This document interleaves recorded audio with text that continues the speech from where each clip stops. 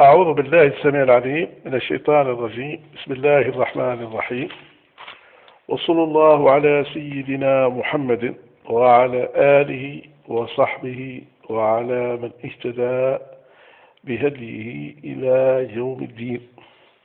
أما بعد، السلام عليكم ورحمة الله تعالى وبركاته. أما بعد، الشرف العظيم أن أجاوب على أسئلة أرسلها لي عبد المجيد السلفي، وهو صديقي عن طريق سكايب وعن طريق الفيسبوك. وكما قلت لكم آنفا في الحلقات الماضية، أن عبد المجيد السلفي هذا سألني أكثر من 100 سؤال، وكل هذه الأسئلة تتعلق بالتصوف الإسلامي. قال لي: يا أخي عبد الرحمن، أنت إنسان معتدل ووسطي ومتسامح، وأعتقد أنك لك ميول للتصوف الإسلامي، ولك فكرة عامة عن التصوف الإسلامي، فأردت أن أعرف منك ما هو التصوف الإسلامي وغيرها من هذه الأسئلة. ولقد قررت أن أقسم هذه الأسئلة إلى عدة أجزاء، لأني لا أستطيع أن أجاوب على الأسئلة هذه كلها في حلقة واحدة. وعلى هذا الأساس قررت أن أقسم هذه الأسئلة التي سألني الأخ عبد المجيد السلفي الساكن بالجزائر العاصمة، والذي يجاوب على هذه الأسئلة هو العبد الفقير إلى الله سبحانه وتعالى، الراجي عفوه ومغفرته ورحمته ورضاه، عبد الرحمن العربي الجزائري الساكن بولاية الوادي الجزائر. واليوم سأجاوب على حوالي 14 أو 15 سؤالا، والأسئلة هي كالآتي. أقرأ الأسئلة وبعد نجاوب على الأسئلة. الآن أقرأ الأسئلة. السؤال الأول: لماذا هذه الطرق الصوفية تتواجد بكثرة؟ حسب ما أعتقد بأن أكثر من 200 طريقة صوفية في العالم الإسلامي، ولماذا لم تختصر هذه الطرق الصوفية كلها في طريقة واحدة ما دام التصوف واحد وما دام هدف التصوف واحد؟ ولماذا تعدد الطرق الصوفية بهذا الشكل؟ السؤال الثاني: لماذا سموا بالصوفية؟ السؤال الثالث: هل الصوفية يعتقدون بأن التصوف واجب؟ السؤال الرابع: في أي عصر نشأ التصوف الإسلامي؟ السؤال الخامس: ما هي شروط التصوف الإسلامي؟ السؤال السادس: هل صحيح أن الأولياء يشفعون لمريديهم يوم القيامة؟ السؤال السابع: الصوفية يؤذنون في صلاة الجمعة، أي عند صلاة الجمعة 3 مرات، فما هو دليلهم في ذلك؟ السؤال الثامن: هل صحيح أن المريد لا يعمل شيء إلا بإذن شيخه؟ السؤال التاسع: هل صحيح أن الصوفية ينكرون اللحى؟ السؤال العاشر: هل كل ما هو موجود في كتب التصوف صحيح ومعصوم من الخطأ ومن الزيادة ومن التحريف وإلى غير ذلك؟ السؤال الحادي عشر: هل صحيح أن الأولياء والصالحين يرون الملائكة والأنبياء يقظة؟ السؤال الثاني عشر: ما هو العلم اللدني عند الصوفية؟ السؤال الثالث عشر: ما معنى قول الصوفية من لا شيخ له فشيطان شيخه؟ السؤال الرابع عشر: هل صحيح أن الصوفية لهم فقه خاص بهم؟ السؤال الخامس عشر: هل صحيح أن الصوفي له مبلغ معين يدفعه كل شهر إلى الزاوية؟ والآن بإذن الله السميع العليم سأشرع في الإجابة على هذه الأسئلة حسب علمي وحسب معرفتي وحسب ما أعرفه عن التصوف الإسلامي. أنا لست عالما ولست شيخ طريقة ولا شيخ زاوية ولا حتى مقدم في الطريقة الصوفية أو الزاوية، ولست عالما بعلوم الشريعة الإسلامية وإلى غير ذلك، ولكن لي ثقافة عامة أردت أن أشارك بها وأن أساهم بها في شبكات ذات التواصل الاجتماعي. وكثير من الأصدقاء عن طريق الفيسبوك وعن طريق سكايب وعن طريق الياهو وعن طريق تويتر وعن طريق ياهو مكتوب وإلى غير ذلك ويرسلوا لي أسئلة، وأنا ليس لي مانعا أن أجاوب على هذه الأسئلة حسب علمي وحسب معرفتي للتصوف الإسلامي وحسب ما قرأت من كتب التصوف الإسلامي. والآن سأشرع في الإجابة على هذه الأسئلة. السؤال الأول: لماذا هذه الطرق الصوفية تتواجد بكثرة حسب ما أعتقد بأن أكثر من 200 طريقة صوفية في العالم الإسلامي؟ يا أخي عبد المجيد الزنداني، لا مانع من تعدد الطرق الصوفية، لأن كما يقول الشيخ البصيري: كل من رسول الله ملتمس غرفا من البحر أو رشفا من الديم. كل الطرق الصوفية موصلة للخير، وكل الصوفية منبعها الكتاب والسنة. والصوفية ما فيش مانع ولو تصبح 1000 طريقة في العالم الإسلامي ولو 1,000,000 طريقة وإلى غير ذلك، لأن الطرق الصوفية ليست أديان وليست أجزاء من الدين، وإنما الطرق الصوفية عبارة عن مدارس روحية فقط، هدفها كله واحد. وإن تعددت الطرق، وإن نفرض جدلا كان 1,000,000 طريقة في العالم الإسلامي اليوم، ما هو المانع في ذلك؟ لماذا؟ لأن الطرق الصوفية اليوم كلها مبدأها واحد وهدفها واحد، ألا هو الذكر وقراءة القرآن الكريم والزهد والأخلاق والطاعة والعبادة وإلى غير ذلك. ما فيش معنى. السؤال الثاني: لماذا سموا بالصوفية؟ سموا بالصوفية يقول الشيخ القشيري في الرسالة، وأطال في الإجابة على هذا السؤال، قال: الصوفية سموا بالصوفية نسبة للبس الصوف، ومنهم من قال سموا بالصوفية لأنها من صفاء السرائر، من صفاء القلوب، وقال سموا بالصوفية لأنهم يصلون أو نحو ذلك في الصف الأول. والشيخ القشيري يقول أكثر من 1000 تعريف في التصوف. والصوفية يا أخي عبد المجيد السلفي ليس هم من سموا أنفسهم بالصوفية، وإنما الناس سموهم بالصوفية للباسهم الصوف لما في عهد التسميات، لأن التسميات هذه ظهرت في سنة تقريبا 200 للهجرة.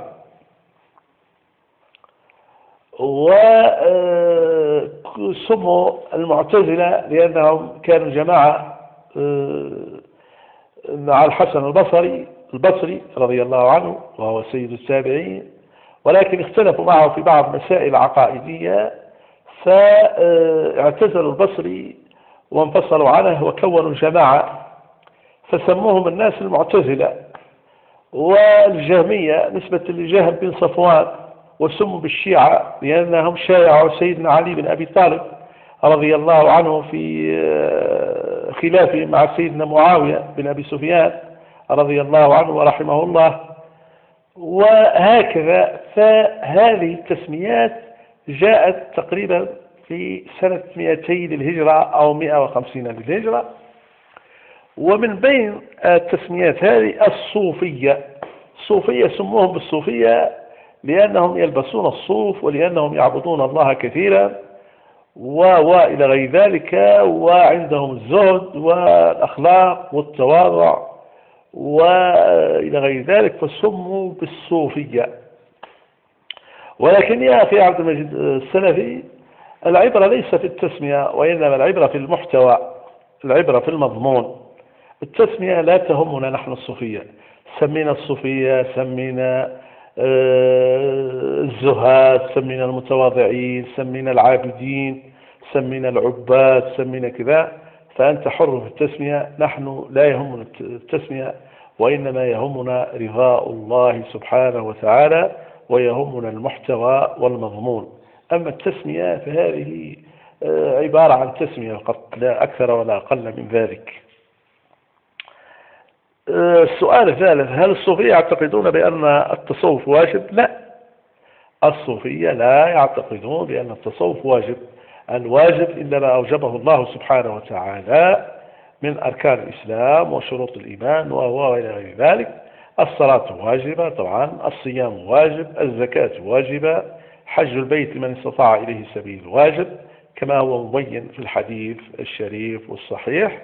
وشروط الإيمان طبعا 6: والإيمان بالله وملائكته وكتبه ورسله، والقضاء والقدر حلوه ومره، كما هو مبين في الحديث.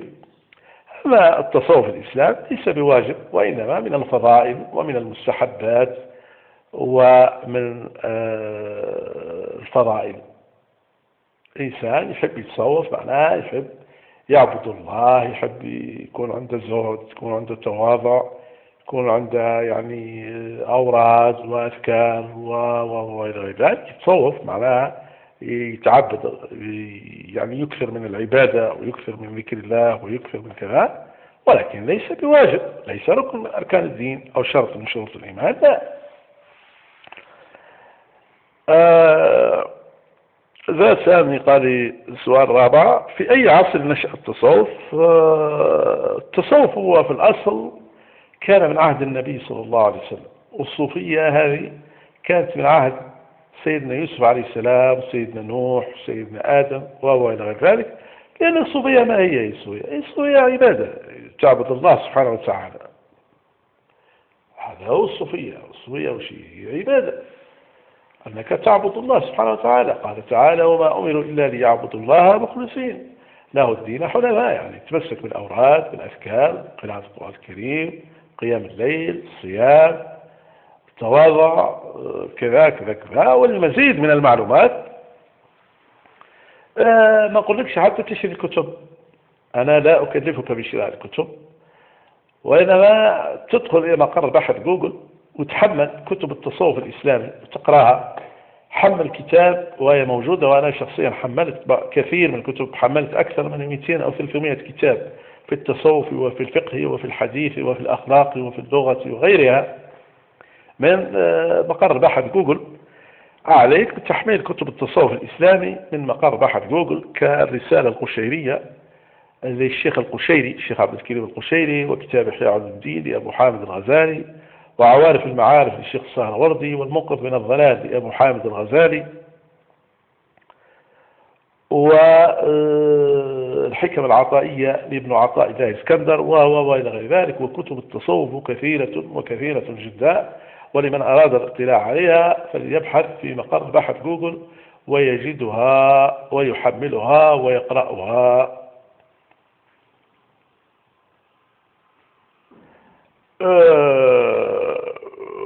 كما قلنا الصوفية نشأت في عصر تقريبا، ولكن من حيث التسمية جاءت تقريبا في عصر سيدنا الحسن البصري رضي الله عنه، وهو سيد التابعين، وتقريبا في سنة 200 للهجرة.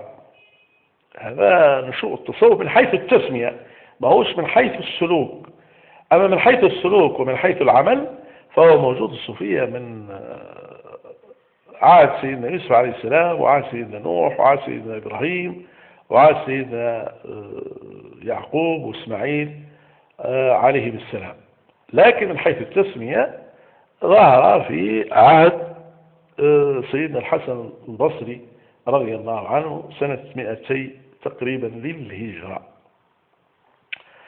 قال لي السؤال الخامس: ما هي شروط التصوف؟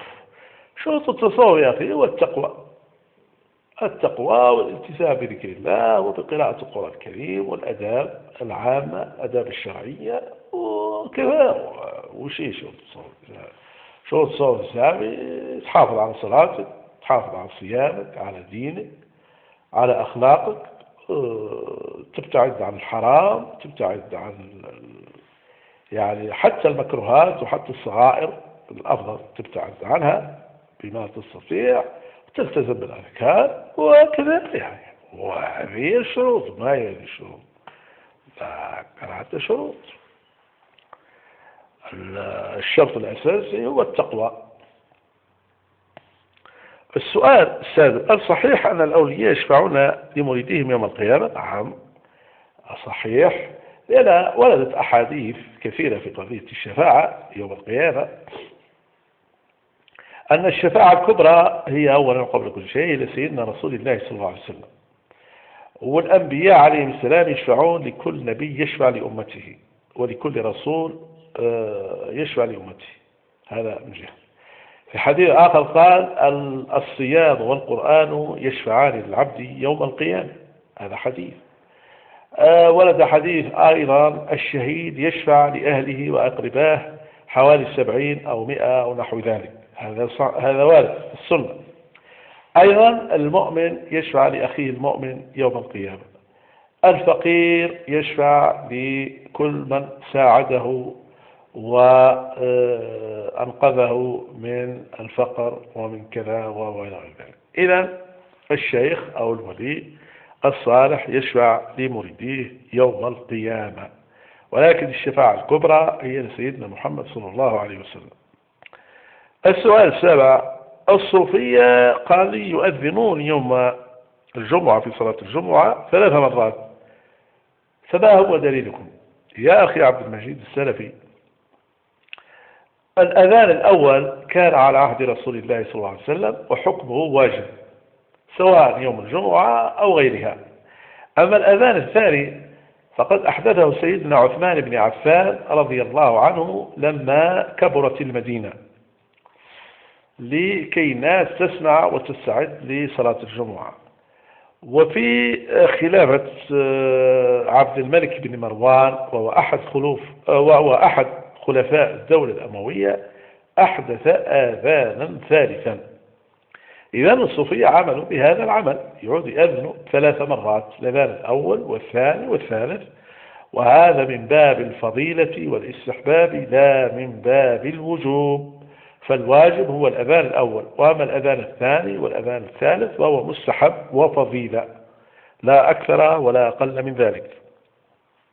السؤال الثامن: هل صحيح أن المريد لا يعمل شيء إلا بإذن شيخه؟ هذه فيها نوع من المبالغة. على كل حال صحيح أن المريدين يعني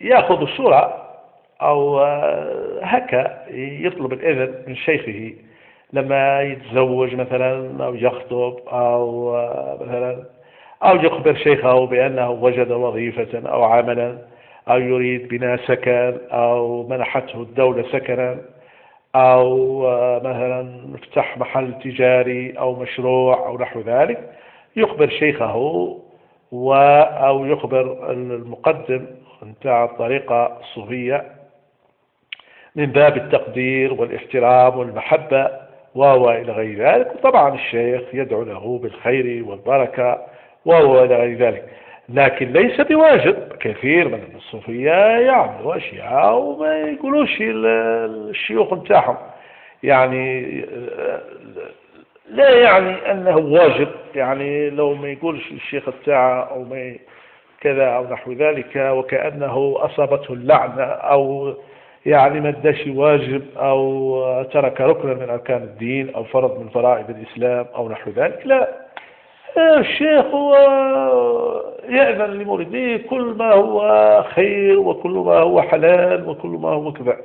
والشيخ دائما وأبدا يقول لمريديه، يقول لهم: أراني ما ذلكم في كل شيء حلله الله في القرآن الكريم. كل شيء معناها في القرآن الكريم جائز وحلال، فأنتم مأذونون فيه، توكلوا على الله. أنا لا أنهاكم إلا ما نهاه عنه الله سبحانه وتعالى في القرآن الكريم ورسوله صلى الله عليه وسلم في السنة النبوية الشريفة الصحيحة. أنا مانيش جايب دين جديد ولا شريعة جديدة ولا قرآن جديد والله شيء معناها جديد على السلف الصالح أو نحو ذلك. أنا كل ما أقوله إلا هو موجود في القرآن الكريم وفي السنة النبوية الشريفة الصحيحة وما ذهب إليه أهل السلف الصالح، لا أكثر ولا أقل من ذلك. السؤال التاسع: هل صحيح أن الصوفية ينكرون اللحى؟ والله هذا يا عبد المجيد السلبي هذا سؤال غريب. كيف ينكرون سنة النبي صلى الله عليه وسلم؟ ورد في أحاديث صحيحة بأن النبي صلى الله عليه وسلم كان داير لحية، الصحابة رضوان الله عليهم جميعا كانوا دايرين لحية، أهل البيت كانوا دايرين لحية، وكل العلماء والصالحين والعارفين سلفا وخلفا دايرين اللحى، والصوفية ينكرون اللحى. الصوفية بحد ذاتهم دايرين اللحى، كثير منهم. مثلا خذ مثال حبيب الجفري أو عالم الآن موجود داير لحية. كثير من الصوفية، أنا ما نقولكش 100% بل الصوفية دايرين اللحى، ولكن كثير منهم دايرين اللحى. واللحية سنة نبوية شريفة صحيحة قولية وفعلية، سنة قولية وفعلية. والصوفية لا ينكرون اللحى أبدا، وهذه مجرد دعاية فقط. السؤال العاشر: هل كل ما هو موجود في كتب التصوف صحيح ومعصوم من الخطأ والتحريف والزيادة ونحو ذلك؟ لا يا أخي، نحن عندنا المعصوم هو القرآن الكريم، وكما قال سيدنا مالك بن أنس رضي الله عنه قال: كلكم راد ومردود عليه إلا صاحب هذا القبر. كتب التصوف كلام الأولياء، كلام الصالحين، كلام العلماء، كلام العارفين، لكن لا يصل إلى درجة العصمة، لا يصل إلى درجة القرآن الكريم، لا يصل إلى درجة الأحاديث النبوية الشريفة. كلام الأولياء وكلام محترم ويعمل به إذا كان موافقا للكتاب والسنة. أما إذا كان غير موافق للكتاب والسنة فنعلم أن هذا الكلام فيه زيادة أو تحريف أو نحو ذلك. وسئلوا بعض المشايخ الصوفية قال: أيكذب عنكم؟ قالوا: نعم يكذب عنا.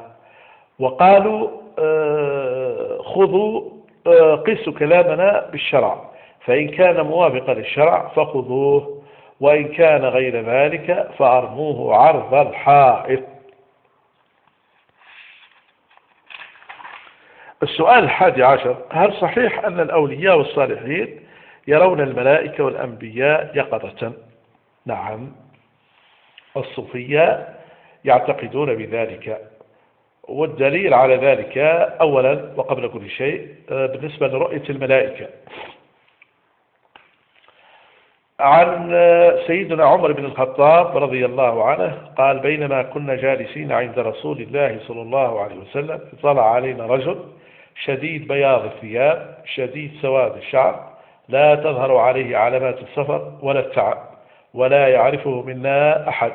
فجلس إلى رسول الله صلى الله عليه وسلم وقال: يا محمد أخبرني عن الإسلام.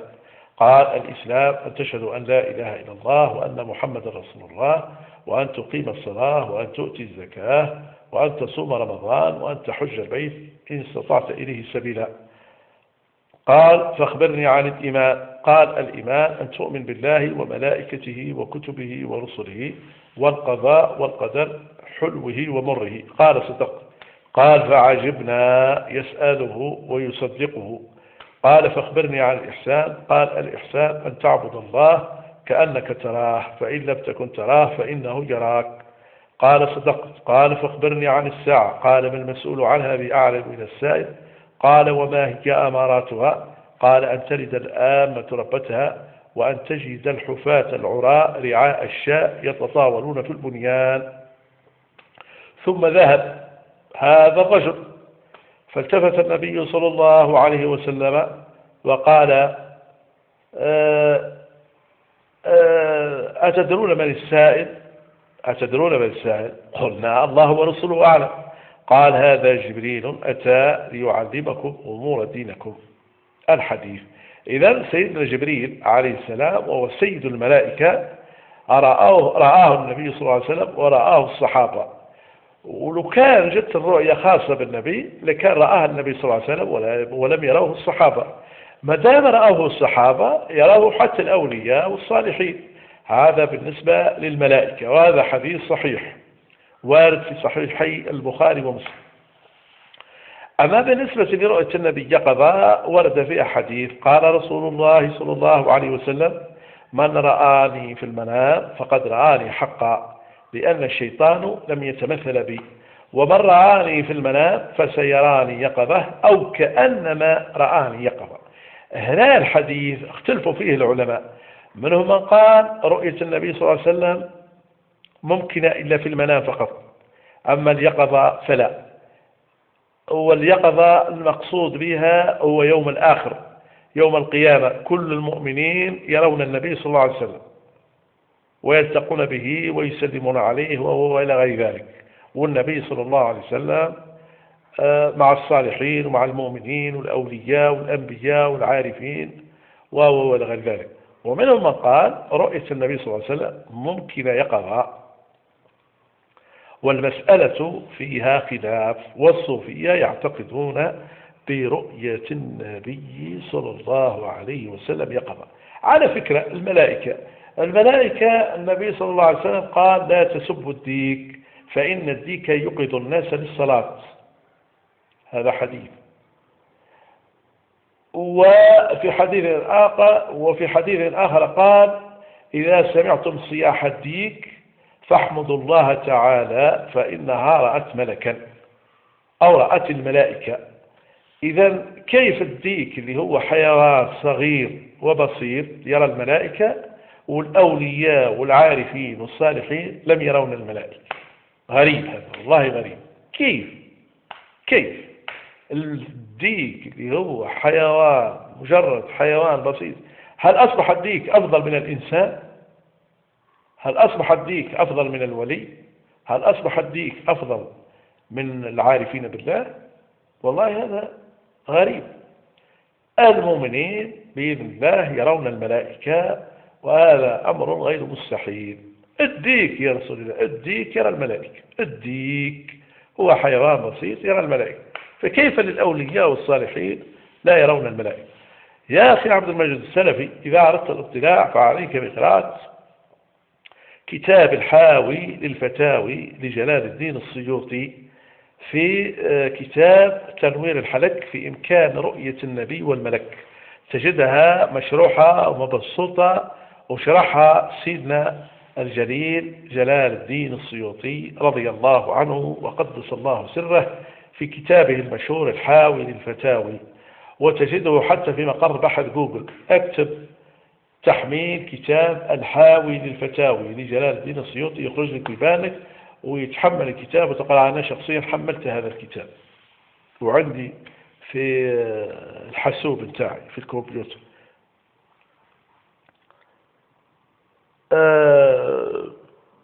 السؤال الثاني عشر: ما هو العلم اللدني عند الصوفية؟ العلم اللدني هو علم يعطيه الله سبحانه وتعالى الأولياء الصالحين والعارفين عن طريق الرؤيا وغيرها.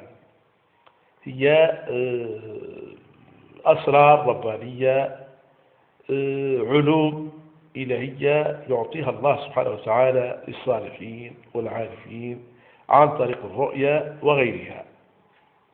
هذا هو العلم اللدني، يعني يجي عن طريق الرؤيا، يجي مثلا أشياء يعطيها لرب سبحانه وتعالى عن طريق المنام أو عن طريق أو غيره. علوم وأسرار. السؤال الثالث عشر: ما معنى قول الصوفية من لا شيخ له فالشيطان شيخه؟ أولا هذا ليس بحديث نبوي، أولا يا أخي عبد المجيد السلفي، وليس بآية قرآنية، وإنما هي حكمة صوفية. الصوفية يقولون بأن الإنسان من المفروض أن يكون له شيخ يرشده ويعلمه يعني يبين له الطريق المستقيم ويكون له يعني مرشدا ومعلما وكذا. فإذا قالوا أن هذه الحكمة بمجرد حكمة صوفية ليس آية قرآنية ولا حديث نبوي، وليست فرضا من فرائض الإسلام، وليست شرطا من شروط الإسلام، وإنما الشيخ المربي أو المعلم أو المرشد، يعني الإنسان المفضول شيخ يتعلم عن شيخ. الإنسان اللي يتعلم بدون شيخ وما ياخذش بآراء الشيخ، يقول هذا الإنسان يكون الشيطان شيخه. إنسان ما يحترمش الشيوخ وما يسمعش للشيوخ وما ياخذش بنصائح الشيوخ وإلى ذلك، فيكون الشيطان شيخه. وهذه تعد حكمة من الحكم الصوفية. السؤال الرابع عشر: هل صحيح أن الصوفية لهم فقه خاص بهم؟ لا، هذه مجرد دعاية. الفقه الصوفية كما قلنا آنفا، الصوفي ممكن تجده حنفي، وممكن تجده مالكي، وممكن تجده شافعي، وممكن تجده حنبلي. المهم الصوفي ما يخرجش من المذاهب الأربعة وما يخرجش من أهل السنة والجماعة، ولكن الصوفية لهم سلوك ولهم أوراد وإلى ذلك. لكن الفقه أي بمعنى فقه الصلاة، فقه الزكاة، فقه الصيام، فقه الزواج، فقه كذا، فقه كذا، والفقه السني المدون في كتب المذاهب الأربعة: المذهب المالكي والشافعي والحنفي والحنبلي. والصوفية لا يخرجون من المذاهب الأربعة المشهورة والمعروفة في العالم الإسلامي. السؤال الخامس عشر: هل صحيح أن الصوفي له مبلغ معين كل شهر يدفعه للزاوية؟ قال لي مثلا: هل صحيح أن المريدين كل مريد عنده مبلغ مالي، مثلا قال 20 جنيه مصري مثلا، أو مثلا 200 أو 300 أو 500 دينار جزائري، يعني 50 ألف سنتيم أو 100 ألف سنتيم، يدفعها مثلا شهريا للزاوية أو لشيخ الزاوية أو نحو ذلك. نعم، هذا صحيح، ولكن ليس بالضرورة، يعني ما هوش مفروض عليه، وإنما على سبيل التطوع، لأن الزاوية هذه تعلم القرآن الكريم وتطعم الطلبة وتسكنهم وتعطيهم حتى منح، ويعني ما تنسوش تكاليف الكهرباء والغاز والماء والغذاء والطعام والعشاء والأفرشة والمكيفات الهوائية والمسخنات وإلى غير ذلك، تتكلف. ومن أين تأتي الزاوية بهذه الأموال؟ تأتي من الإخوان في الطريقة أو في الصوفية، كل واحد يتبرع، قال هذا مثلا 20,000، هذا 10,000، كل الناس تدفع حسب طاقته. ما يجيش الشيخ يقول لك مثلا أدفع، لازم عليك تدفع وكأنها ضريبة. لا، ضريبة معناها لكم ما تدفعش راك ما نكونش نسمح معك. لا لا لا لا، الناس تدفع على سبيل التطوع فقط، على مثلا نقولوا مثلا، وليس بالضرورة شهريا ثاني، ليس بالضرورة شهريا. أنت كان مستطيع تدفع كل شهر أدفع، كان مستطيع كل شهرين، كل 3، كل 4. إذا كان ما عندكش ما تدفعش كل. إذا كان أنت مثلا محتاج ولا يوجد لك مال وأنت محتاج مال، فلا تدفع، الشيخ يزيد يعطيك من عنده ذات، الزاوية يزيد يعطوك ذات من عندهم. إذا كان تحتاج لبسة يعطوك لبسة، وإذا كان تحتاج طعام يعطوك طعام، وإذا كان تحتاج يعني نقود يعطوك وإلى غير ذلك. وصدق الله العظيم إذ يقول بعد: أعوذ بالله من الشيطان الرجيم، بسم الله الرحمن الرحيم، محمد رسول الله والذين معه أشداء على الكفار رحماء بينهم تراهم ركعا سجدا يبتغون فضلا من الله ورضوانا سيماهم في وجوههم من أثر السجود ذلك مثلهم في التوراة ومثلهم في الإنجيل كزرع أخرج شطأه فآزره إلى آخر الآية. إذن يا أخي عبد المجيد السلفي، لا تستمع إلى الدعايات المغرضة، ولا تستمع إلى الأقوال الكاذبة واللي فيها افتراء وفيها كذب. أخذ الحقائق من منابعها، أخذ الحقائق من أهلها، لا تأخذها من أعداء الصوفية وأعداء التصوف الإسلامي. جمع الدراهم أو جمع النقود يكون على سبيل التطوع لا على سبيل الفرض. ما هيش ضرائب، ما هيش ضرائب، هذه حاجة مفروض عليك أتخلصها ولا تعاقب. لا، الناس الإخوة في الطريقة أو في الزاوية يدفعون أولا حسب قدراتهم. أنا مثلا قادر ندفع مثلا هذا على سبيل المثال،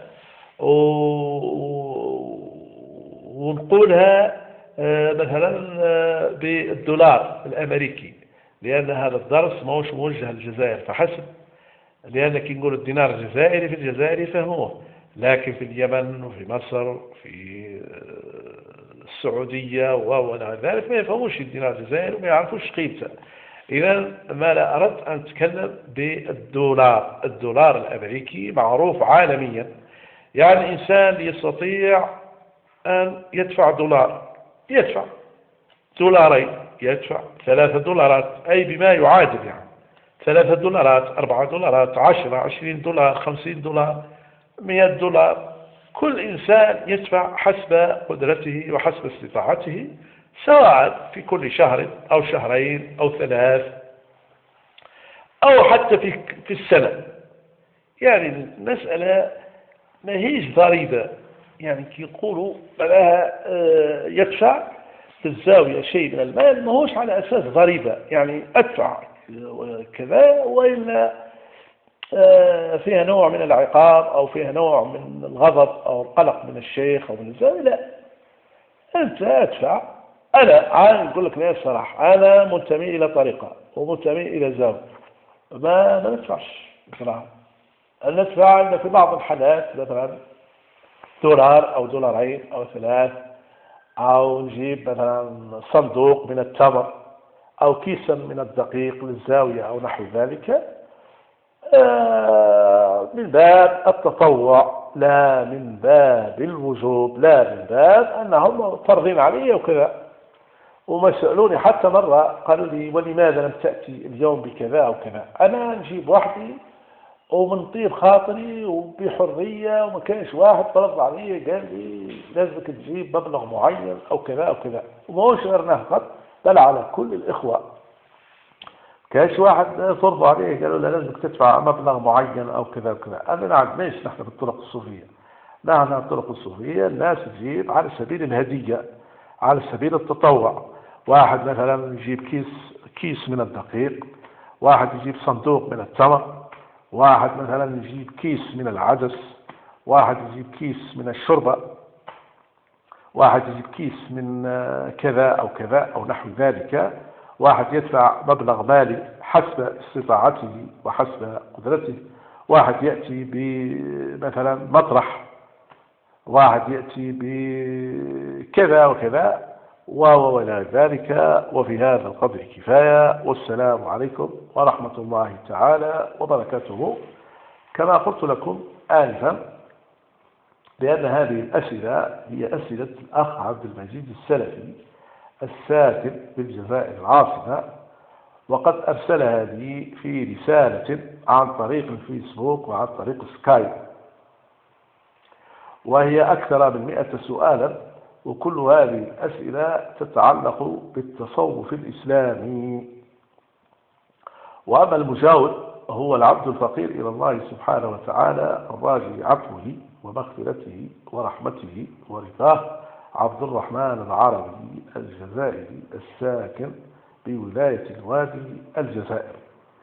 وهذه هي الحلقة الرابعة، أي الجزء الرابع، وما زالت الأجزاء. أعيدكم أيها الإخوة الكرام، وأعيدك أيها عبد المجيد السلفي أني سأجاوب عنها في الحلقات وفي الأجزاء القادمة إن شاء الله. وفي هذا القدر كفاية، والسلام عليكم ورحمة الله تعالى وبركاته. وأفضل ما أختتم به هو دائما وأبدا الصلاة على النبي صلى الله عليه وسلم.